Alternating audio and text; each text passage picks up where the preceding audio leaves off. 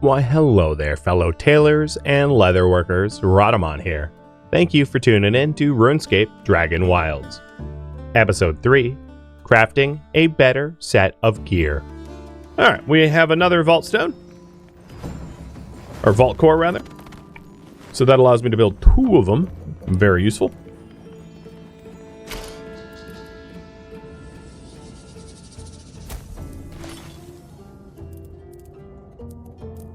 And another healing potion. Oh, you know what? Why am I mining manually? Just blow it up. Easier. Alright, before I go any further, let me make sure that there isn't, what blueprints that I should find here. So that's Krazorak Kara.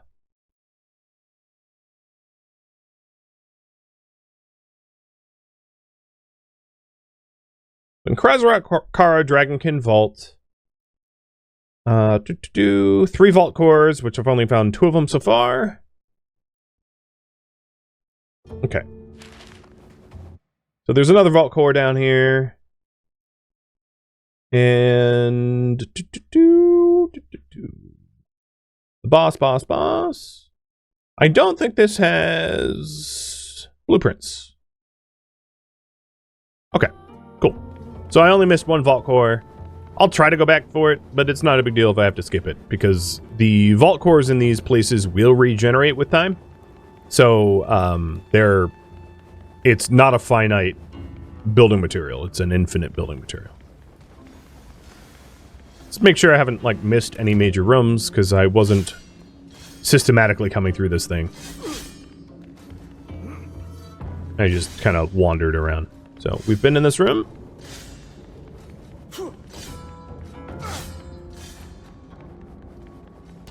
As you can see, I suck at Prince of Persia. Or more so, I just don't care. It doesn't hurt me enough for me to bother proper dodging, because it's a tickle.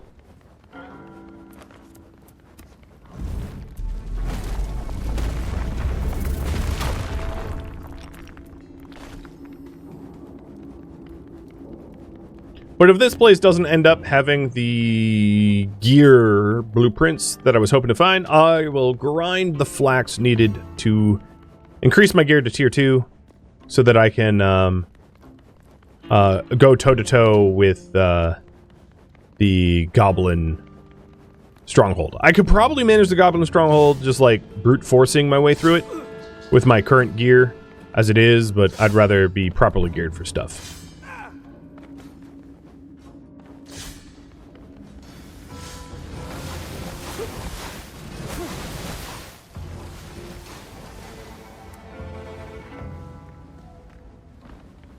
Okay, I've already hit that fire vent.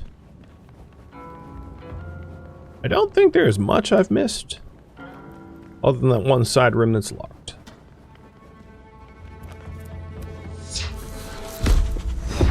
No, there's nothing up there.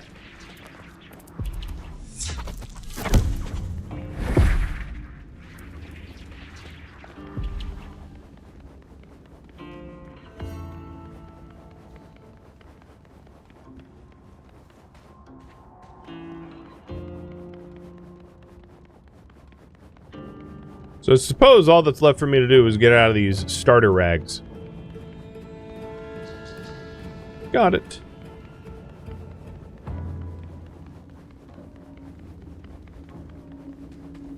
There is this astral vent that I could tap. Might as well.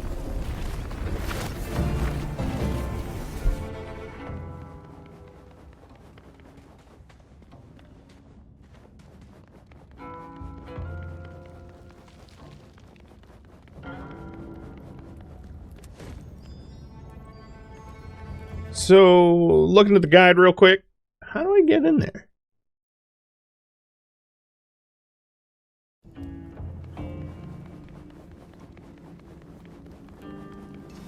Can you surge through lock gates? I don't believe you can. I can try that, though.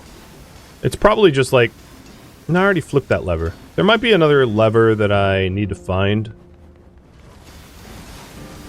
But if you're curious about the surge, I could certainly try it. I don't think I've ever tried it like that. Nope. He is a wall.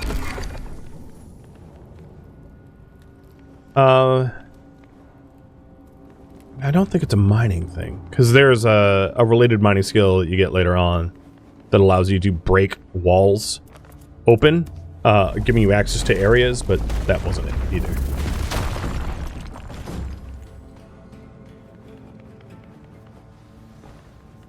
Okay, I could just look it up, but it's so unimportant, I'm not even gonna bother. Because there will be lots of more runes. Now, one thing I like to do, as a general rule of thumb, is to put lodestones at the start of every Dragonkin vault.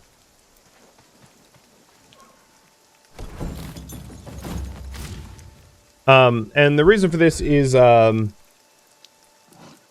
Dragonkin vaults are useful to potentially farm multiple times if you're looking for a specific item. So being able to fast travel there whenever you want is super, super nice. And you can always fast travel to the temple chapel thingy over here, because it also has a built-in lodestone. So I have 2 vault cores, and I'm going to put the other vault core at my base, or base area, so that I can fast travel to and from my base to that first vault.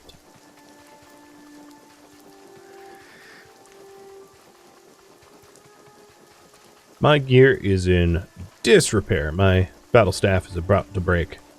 So let's get back home, grind up a little bit of equipment in order to tackle the first goblin quest, and then head off to kill some gobbies.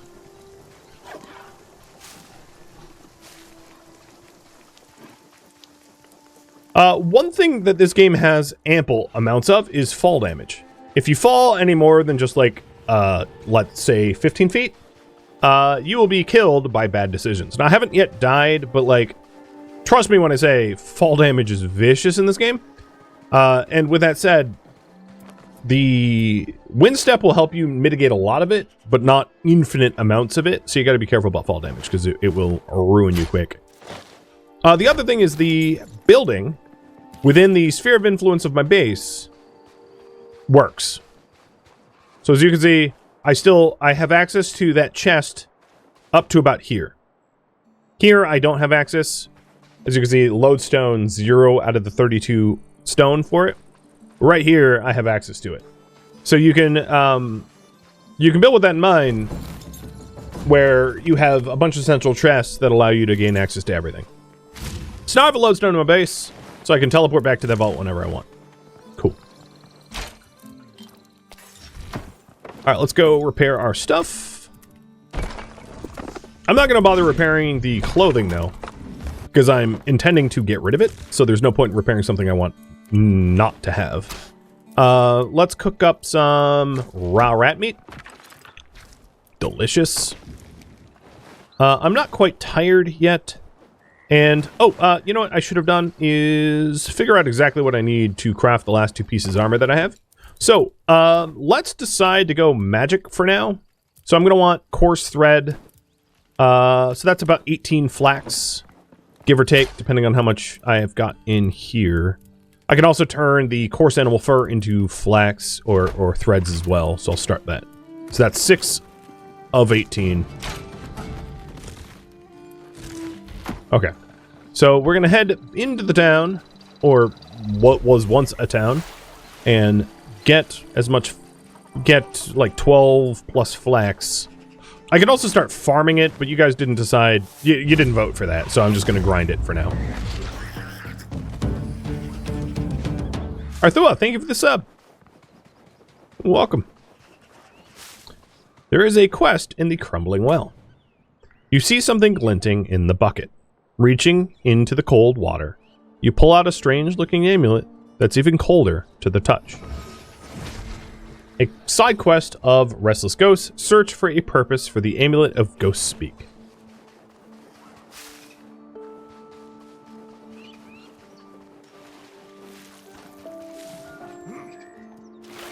Really? Are you asking to die? Okay. Request granted.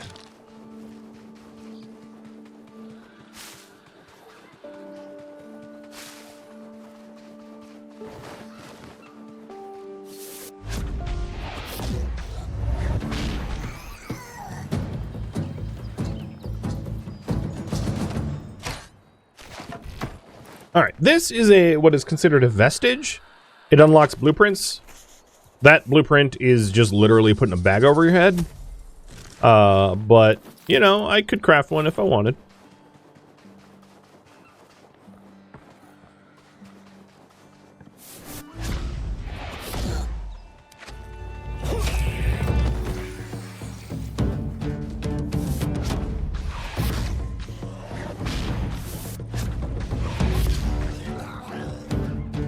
And we're up to... Let's open these up. Still just 5 flax.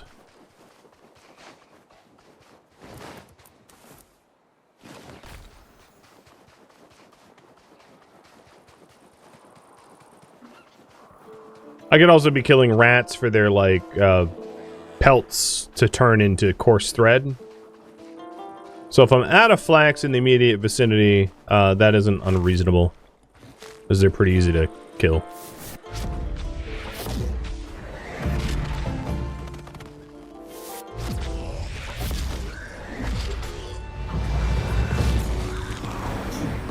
Unlocks an additional powerful magic attack at the end of staff combos. Nice.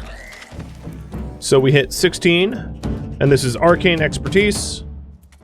And then mining hit 18, melee hit 9. So we got melee special attacks now as well, which is like a lunge heavy strike.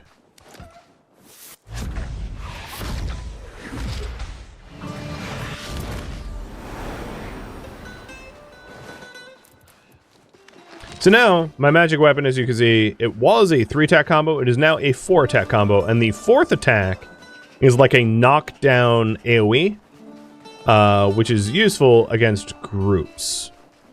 So if there's a bunch of enemies grouped up, you know, that's definitely the go-to.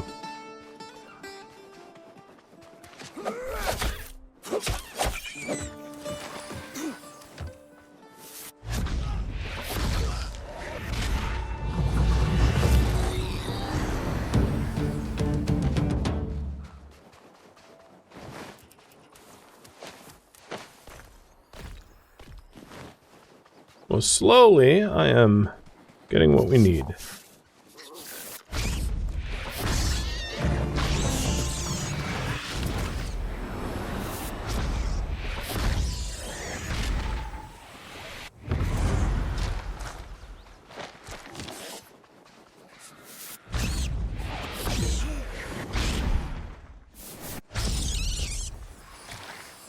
Once we start farming in earnest, it will be a lot easier when I can just, like, plant my own flax.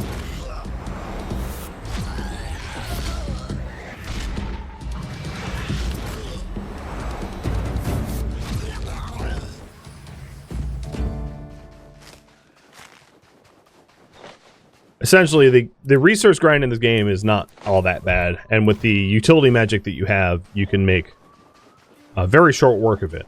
Right, with rock explosion and splitter and astral projection, you know, you don't have to. There's not a whole lot of grind. All right, there's a lot of flax in these woods, so this should be enough flax to cover the crafting bill. Yeah, the final in that combo is like a larger missile that isn't a single target. It's like a penetrating attack. Exactly.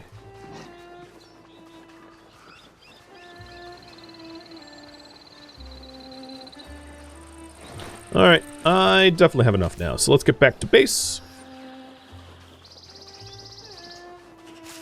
Doesn't hurt to get more. There's a lot of other uses for linen and flax.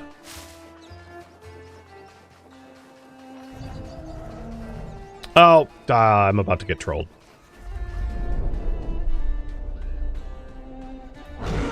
Screw you!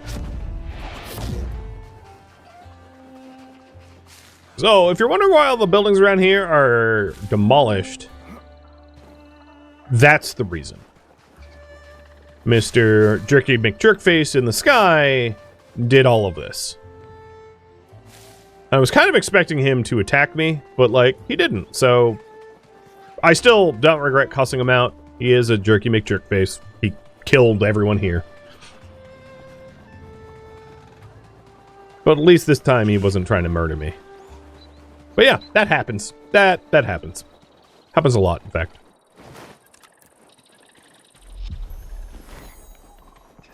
Alright. Spin this.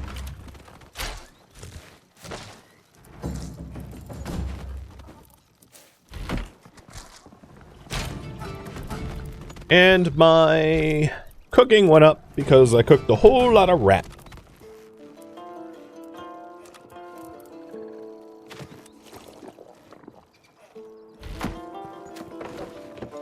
Character's a little tired, so I'm gonna lay down for a minute while the flax spins up. It's also worth noting, if I go to sleep at night, crafting will continue as if it wasn't fast-forwarded. Like, you know, or as it was fast-forwarded. So if you have, like, a lot of crafting queued up for, like, cooking or loom spinning or whatever, it will do, like, a whole bunch of it as you pass time throughout the night. Just maybe that's useful to know. Alright, so we got the Bag of Noggin, which is a power level 1, bag over your head. We've got Apprentice Leggings. Now, one interesting thing about this game, which is different than a lot of other games, you can mix and match. So any 3 pieces of mage armor forms a set, which gives you magic crit chance. And then with 2 pieces gives you magic attack speed. So if I had, like, a level 3 hat for mage, a level 2 shirt for mage, and a level 1 pant for mage, it would still form a set. It doesn't matter in that way. So here's the leggings. And my old leggings, I'm just gonna delete. I don't need them. And then I need the robe, which is 1 more course thread. Oh, I also just learned alchemy. So this spell allows me to transmute a tree into a stack of bones. Yep. Done. We got the robe. Alright, what do you want me to work on next? Will be up to you. If you want me to do the main quest of searching for Cathan, we can. And then if you want me to, like, base build or whatever else, we can as well. Because I have a very crude base here and haven't done a lot of, like, leveling up or anything like that.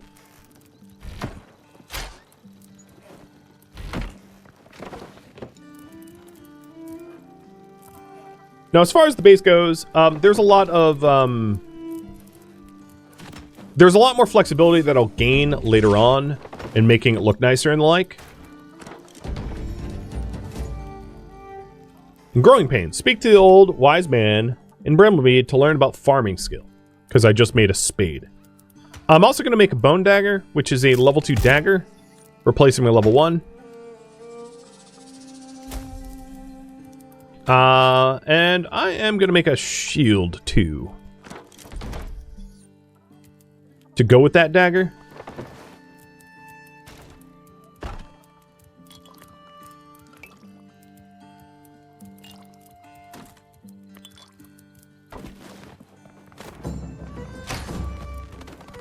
And the wooden spade is important because there's a lot of, like, treasure to find around.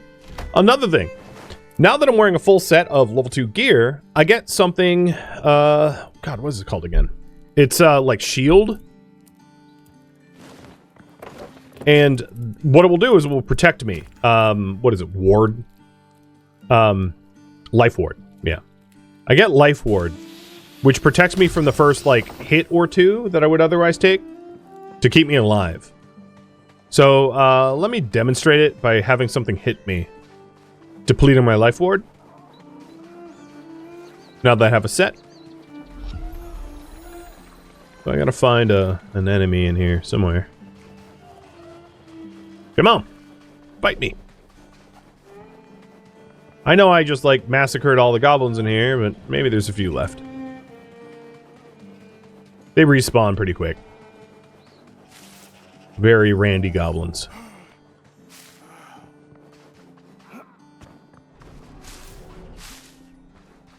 Alright, how about a cow? The cow will hit me. Ow! Or the dragon will hit me. Be careful what you ask for, I suppose. Hey, cow, come fight me. So here we go, life ward. Bonk! And I lost, there we go, I took 2 hits. And I only lost 9 health through 2 hits. And then if I want to gain that life ward back, I consume these small ward stones, with the warning that they do cause soul scourge. So if you chew up too many of these life wards, you end up taking damage over time. So you shouldn't consume them too quickly. Alright, you guys want me to improve the base. Copy that. So, current priority, improve the base. And what I'm going to do by improving the base is I am going to ask the wizard, and it's kind of the reason why I ran over here, about farming. Because that's the next thing I want to improve my base with, is the ability to grow my own stuff. So let's go chat with Grumpy McOldfacebeard and ask him how farming works. Oh, let's ask about Life Ward first. I see you've discovered Ashenfall's little blacksmith benefit, as I like to call it, Life Ward. Crafting certain equipment intrinsically involves the weaving of small threads of enchantment, granting you greater protection. Handy stuff, especially with dragons about. Now, you'll find that your life wards can get depleted by the brutality of other creatures on Ashenfall. To recharge them, you'll need to craft yourself ward stones. These impressive little doohickeys will recharge life ward enchantments on your armor at a small cost. A bit of damage to your soul. Don't worry, it's not permanent, but perhaps avoid overindulging in ward stones, eh? Go and craft me 1 small ward stone and bring it to me so I can check you're working. You just need to gather some rune essence and stone and craft it at the crafting table. Nice and simple. 1 small ward stone will do. Ah, so you've made one. Lovely. See, that barely hurts at all. Just a little drop of blood, nothing to cry about. But now, when your life ward is damaged, you can repair it. Just use a ward stone and bam! Instant life ward exchange. Sure, it'll tear a bit from your soul, but it will listen, so will listening to Doric talk about hammers for 3 hours. Just don't use too many at once and you'll be fine. Right, go on, get out of here, and go slay that dragon. Alright, let's ask about farming. I see you started to get a little green around the thumbs. Farming will make survival on Ashenfall a little less horrible. You'll be able to grow fruits, vegetables, and all manner of plants. Food, potion ingredients, and perhaps crafting resources too. Why don't you give it a go, and why don't you go and give it a proper go right now? Go harvest some crops, and then come back to me, and see, I'll give you a little something for your efforts. Take these to get you started. So, I got wheat seeds. So ask about planting seeds. So. You'll need a farming plot. Use a spade, clear the weeds, and then you're ready to plant. Put the seeds in, whack them into the soil. Then you water them. If they get sick, you can fertilize them with compost, and then if they get sick, you can cure them. I just paraphrased there. All right, so I want to improve my base by planting some crop. Because there's a lot of food and alchemy stuff that is going to be really important. And I'm not really going to be able to get access to that in meaningful quantities without growing it myself. This foraging can only really get you so far.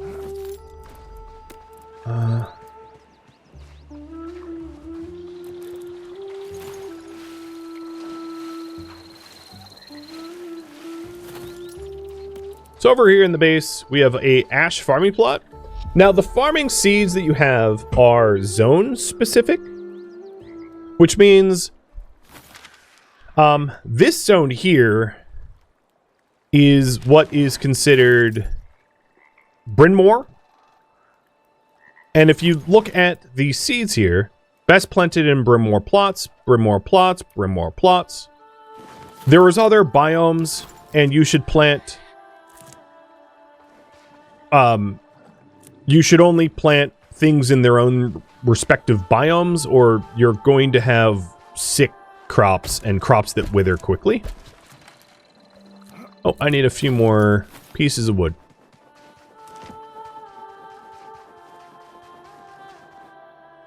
So I think a 2x2 or 4 plots is a pretty good start.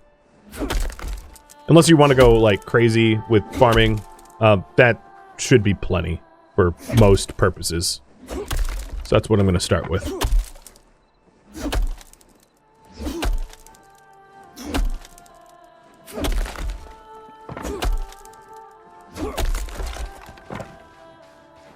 Also, I would like to use my tree murder ability to make them into bones. Partially because bones are a pretty decent way to make compost to fertilize crops. And I just unlocked the ability to chop thorny vines, which is like a way to unlock secret zones. So here we go. I'm using the new spell to turn that tree into bones. Animal bones.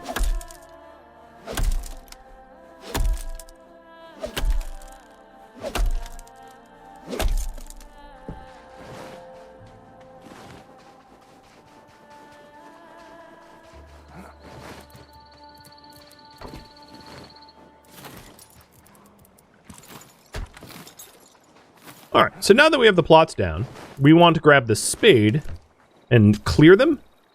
And the weeds that you get from the plots, you should keep. They're important.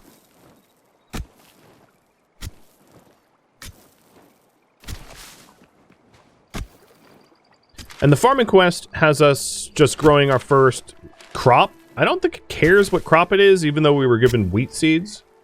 But, you know, let's just grow the wheat anyway. So there we go. We've got that cleared.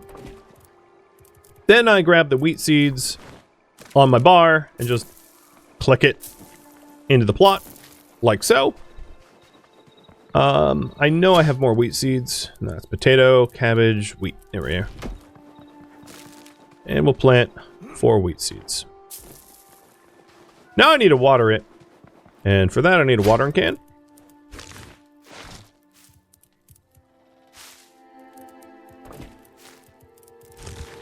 So over in the crafting bench, we will get said watering can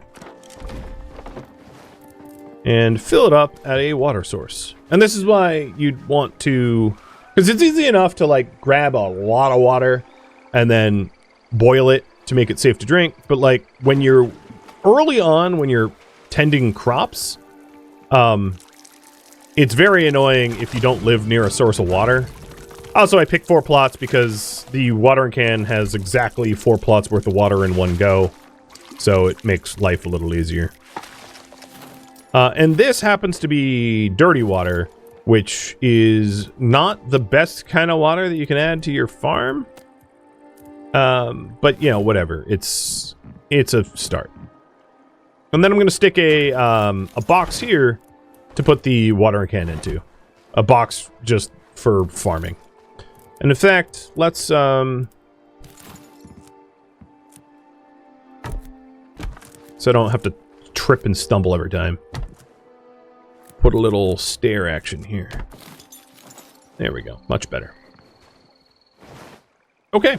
So that's farming.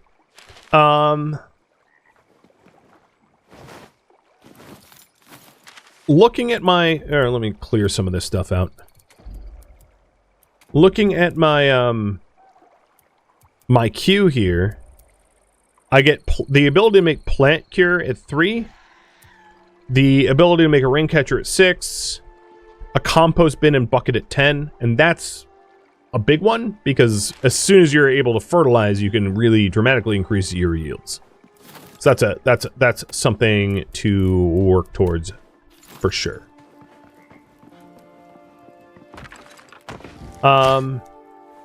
Alright, speaking of improving the base, let's build some of the other stuff I can build, because I have a lot of other,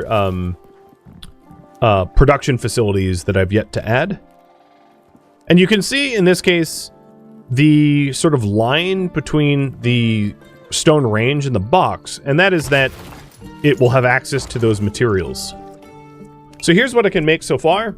With water and red berries, I can make red berry infusion, which decreases my thirst need. I can make evasion, which decreases my dodging. I can make fleet-footed, which decreases my sprinting. I can make some simple meals. So vegetable soup of fried cabbage and baked potatoes, red berry roasted rat, meat stew, and steak and eggs. And one thing to note about these is they're all just sustenance. They don't actually have any real benefits for the meals themselves. So I'm not super interested in those. We also have a fletching bench for arrows and bows. And then we have the tannery, and let's get those as well. And for that, I'll need more wood.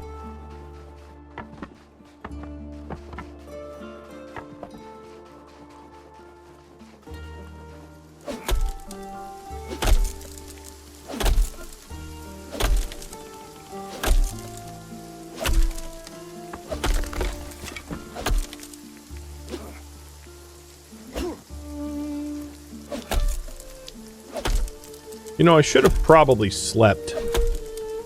That would have helped my farm to grow quicker. I wonder if there's still nighttime. Oh, and I already have some of the wheat diseased. Oh no, it's just hit daytime. So here, this wheat stalk is diseased and requires plant cure. Otherwise, it dies. If it dies, it dies.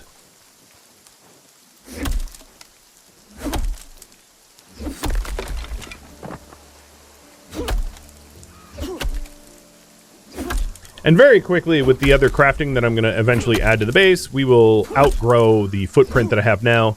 The reason I'm waiting is there are, as my construction skill goes up, there are much nicer looking buildings that I'd rather build with. So I'm waiting to level up my construction skills until I have access to that stuff.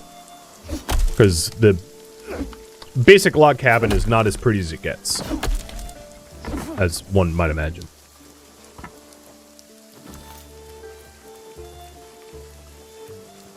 So we're going to get the tannery. I'll just put it next to the loom. And the tannery allows you to tan hides. So let's tan our first hides. Grab animal hides, stick them in the tannery, and boom, done. And then a fletching bench requires coarse thread. Oops. So take some of this animal fur and make coarse thread out of it. Now that I have leather for the first time, we're opening up blueprints for the bone pickaxe and the bone club. A leather shield, the reinforced armor and leather cowl. So this is ranged armor and melee armor, because this is the first time I've gotten leather.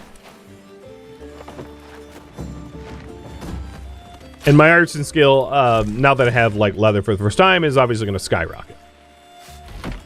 Speaking of that, let's also cook some dried berries to work on my cooking skill at the same time. So here's the fletching bench, and I will do some archery, because I have not yet demonstrated archery skills. So in order to make the bow, I need a bit more coarse thread, and then there is stone and fang arrows, and I'll make some fang arrows for now. And as you can see, just like runes for spellcasting, they don't have a carry weight, thankfully. So you're not really penalized weight-wise. Otherwise, like, melee would be where it's at, because, like, melee wouldn't have a carry weight, whereas, like, casting and ranged would if runes and arrows weighed anything.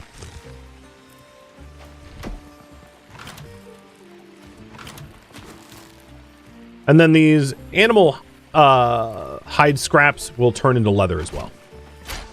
But I'll do that later. So we need just a little bit more hide scraps in order to, or coarse thread rather, in order to make the bow.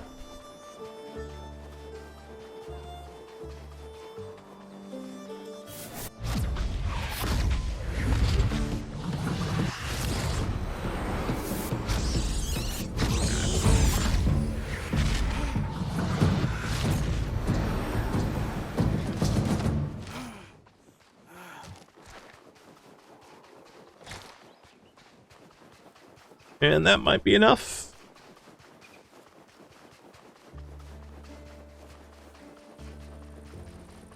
Additionally, when it rains, it will water your farm for you.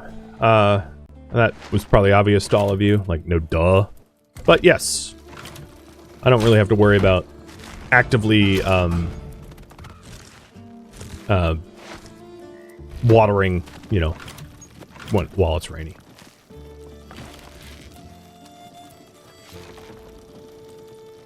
Come on.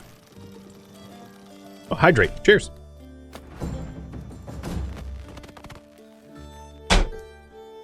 Down notch. Here's the short bow. I'll put it on 8.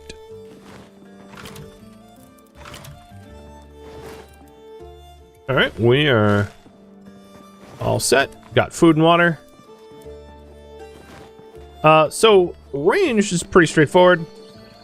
No real tricks to it. Aim, shoot. That's about it. There are some abilities that you obviously unlock, just like every other skill. So just looking ahead, not too far. Oh, for cooking, I just got culinary competence power level. So reduces my burn level for 2 ingredients, power level 2 ingredients, and also fancy cookware.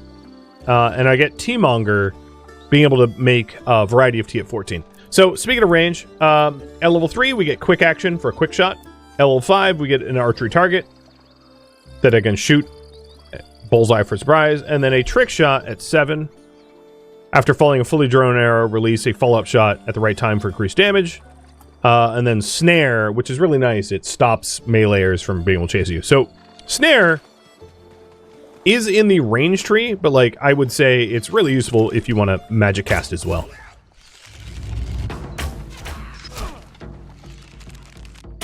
And then there is positional damage bit. There we go, level up to 2. It's funny to be in like a mage robe and doing archery.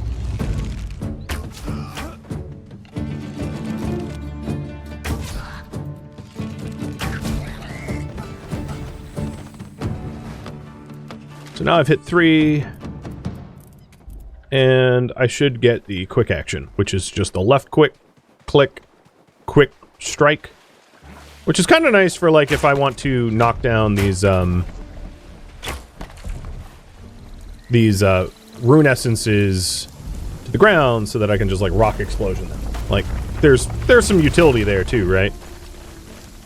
Because it would have taken longer to try to like spell cast them down.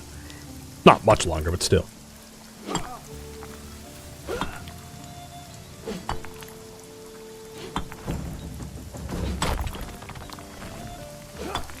Oh, I'm almost level 20 mining. That's a significant jump too. Sweet. So at this point, I've improved my base, let's say, as much as I currently intend to. And then I'm going to have you guys vote on what I work on next. So I have a side quest. There is a side quest of Restless Ghosts. We still have the growing pains for farming. I could do the fishing as well. I'm not necessarily against that. Improving my gear would be a little tricky, only because I'm basically at power level cap for the zone. But I could make other gear, right? I could do melee set or range set. So just like the mage set, the ranged and melee sets are similar. So the benefit of the melee set is block stamina, crit chance after blocking, damage to staggered targets, and then ranged is range stamina cost, stealth speed, and weak point damage. And that's relatively consistent throughout all of everything. So the only other things I want to do before I embark on the main quest line is maybe get the better pick, the bone pickaxe. So let's go turn a tree into some bone. And that doesn't take very long. Boop, done.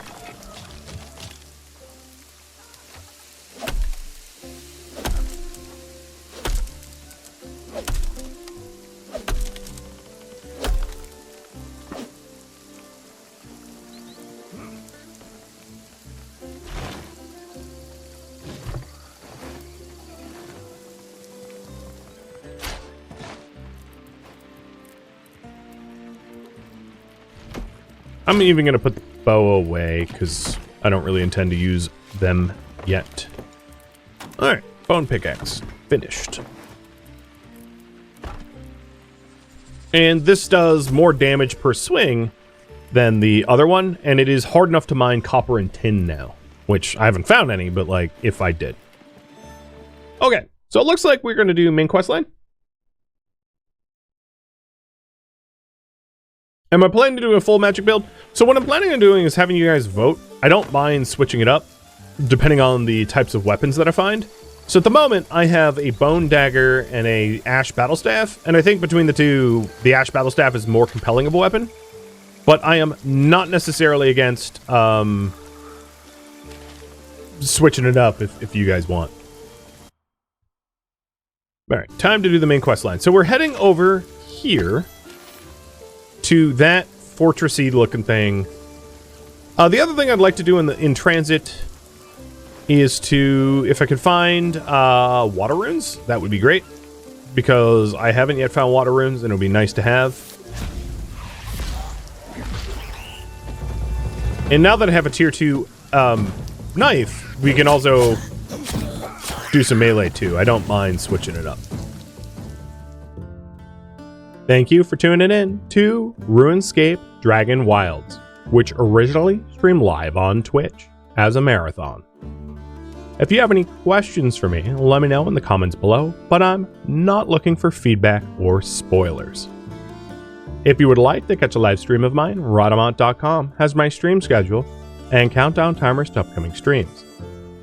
If you'd like to join my online gaming community on Discord, Rhadamant.com has a link to it, as does the description of this video. Thank you so very much for watching.